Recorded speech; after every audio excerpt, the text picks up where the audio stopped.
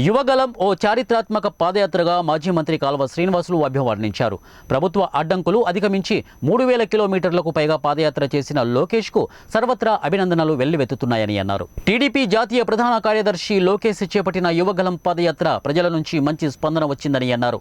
మాజీ మంత్రి శ్రీనివాసులు ఈ మేరకు ఏర్పాటు చేసిన మీడియా సమావేశంలో ఆయన మాట్లాడుతూ యువగలం ఓ చారిత్రాత్మక పాదయాత్రగా ఆయన అభివర్ణించారు. ప్రభుత్వ అడ్డంకులు అధిగమించి 3000 కిలోమీటర్లకు పైగా లోకేష్తో కలిసి పాదయాత్ర చేశామని అన్నారు. యువగలంకు కొనసాగింపుగా శంఖారావం ఉంటుందని అన్నారు. ఈ పాదయాత్ర యువగలంలో తిరగని నియోజకవర్గాల్లో కొనసాగుతుందని అన్నారు. శ్రీకాకుళం జిల్లా ఇచ్చాపురం నుంచి ప్రారంభం కానున్న శంఖారావం సుమారు 50 నియోజకవర్గాలకు పైగా యాత్ర కొనసాగుతుందని తెలిపారు. శంఖారావం పేరుతో యువగలం పాదయాత్ర జరగని నియోజకవర్గాలపైన దృష్టిని కేంద్రీకరించి ఆయా నియోజకవర్గాల్లో ప్రజలను ప్రధానంగా పార్టీ కార్యకర్తలను కలుసుకునే కార్యక్రమం రేపటి నుంచి జరగబోతూ ఉంది. ఈ శంఖారావం ప్రతిరోజు 3 నియోజకవర్గాల్లో నిర్వహించుకుంటా ఉన్నాం. శ్రీకాకుళంలో రేపు, ఇచ్చాపురంలో ప్రారంభమయ్యే ఈ శంఖారావం దాదాపు 40-50 రోజుల పాటు 100కు పైగా నియోజకవర్గాల్లో ఉంటుంది. యువగలం పాదయాత్ర 220 రోజుల పాటు పెద్ద ఎత్తున ప్రజల్లో ఒక చర్చనీయాంశంగా మారి లక్షలాది మంది ప్రజలను కలుసుకొని తనతో నడిపించి వాళ్ళందరి సాధక బాధకాలు విని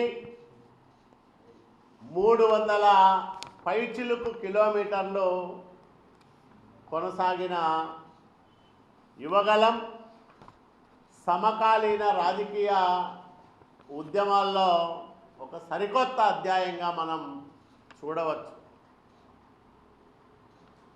220 రోజులు 3000 పైచిలు కిలోమీటర్ల దూరం నడవడం ఒక ఎత్తు అయితే, ప్రారంభం నుంచి అనేక ఆటుపోట్లు, ఇబ్బందులు ఈ దుష్ట జగన్మోహన్ రెడ్డి పెట్టిన ఇబ్బందుల్ని అధిగమించి రాటుదేలిపోయినాడు నారా లోకేష్ బాబు గారు. మైకు బిక్కున్నారు, ప్రచార రథాలు సీజ్ చేశారు. చివరికి స్టూల్ ఎక్కి దండం పెట్టుకోవడానికి కూడా అవకాశం లేకుండా, స్టూల్ ఎక్కితే స్టూల్ కూడా లేకుండా అత్యంత అరాచక ప్రభుత్వం ఈ జగన్మోహన్ రెడ్డి ప్రభుత్వం. అయినా అదనకుండా బెదరకుండా ఎన్ని అడ్డంకులు సృష్టించినా వాటన్నిటినీ అధిగమించి 3000 కిలోమీటర్ల పైగా తన పాదయాత్రను కొనసాగించి దాన్ని ముగింపు చేశారు.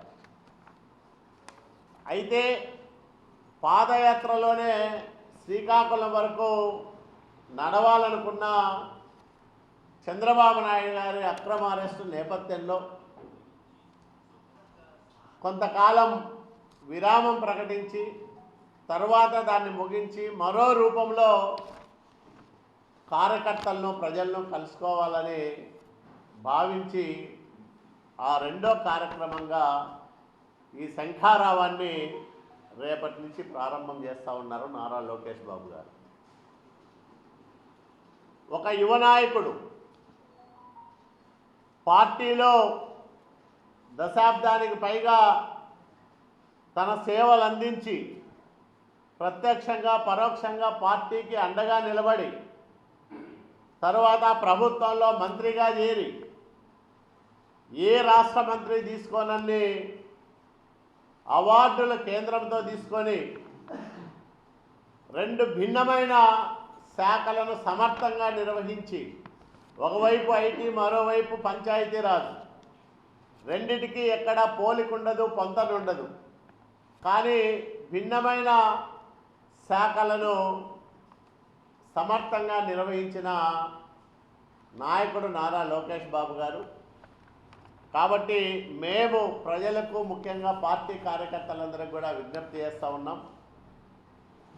నారా లోకేష్ పూరించిన ఈ శంఖారావం వైసీపీ గుండెల్లో గుబులు పుట్టిస్తూ ఉంది, వాళ్ళ గుండెల్లో రైళ్లు పరిగెత్తిస్తూ ఉంది. ముఖ్యంగా జగన్మోహన్ రెడ్డికి నిద్రలేని రాత్రులను మిగిల్స్తూ ఉంది. కాబట్టి శంఖారావం ప్రారంభం కాకముందే వైసీపీలో ప్రకంపనలు మొదలయ్యాయి. ప్రజలను, కార్యకర్తలను కలుసుకోవడం ప్రారంభమయ్యాక తెలుగుదేశం పార్టీ మరింత బలోపేతం కావడానికి, పర్యటించిన అన్ని ప్రాంతాల్లో కార్యకర్తలకు చేరువ కావడానికి ఇది ఎంతగానో దోహదపడుతుంది. కాబట్టి అందరూ కూడా ఈ శంఖారావం కార్యక్రమాన్ని విజయవంతం చేయాలని మేము విజ్ఞప్తి చేస్తూ ఉన్నాం. ఈ 5 సంవత్సరాలు దాదాపు జగన్మోహన్ రెడ్డి పరిపాలనలో దెబ్బతిన్న వర్గం అంటూ ఏమీ లేదు. అన్ని వర్గాల ప్రజల్ని దారుణంగా మోసం చేసిన వ్యక్తి జగన్మోహన్ రెడ్డి. ఇచ్చిన హామీలు నెరవేర్చకుండా, పరిపాలన పైన దృష్టి పెట్టకోకుండా, వేధింపులు, సాధింపులు, కక్షలు, కార్పణ్యాలు, అరాచకం, విధ్వంసం తప్ప అభివృద్ధి, సంక్షేమం మాట ఎక్కడా కూడా ఎత్తకోకుండా అత్యంత